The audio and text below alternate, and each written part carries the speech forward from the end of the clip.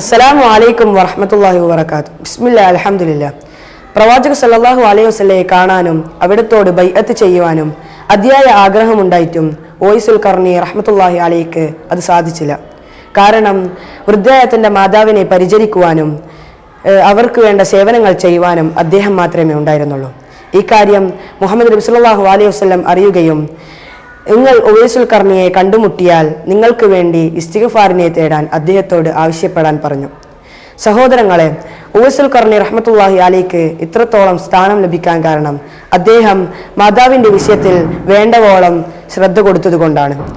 മുസ്ലിം എന്ന നിലയിൽ അള്ളാഹുവും റസൂലും കഴിഞ്ഞാൽ നമ്മൾ ഏറ്റവും കൂടുതൽ കടപ്പാടുള്ളത് അവൻ്റെ മാതാപിതാക്കളോടാണെന്ന് പ്രവാചക സല്ലല്ലാഹു അലൈഹി വസല്ലം പഠിപ്പിക്കുമ്പോൾ, പ്രയാസത്തിനുമേൽ പ്രയാസം സഹിച്ച മാതാവിനോടും ചോര നീരാക്കി നമ്മെ പോറ്റിയ ഉപ്പയോടും നാം ഏറ്റവും നല്ല നിലയിൽ വർത്തിക്കാൻ ശ്രമിക്കണം. അള്ളാഹു തൗഫീഖ് നൽകുമാറാവട്ടെ.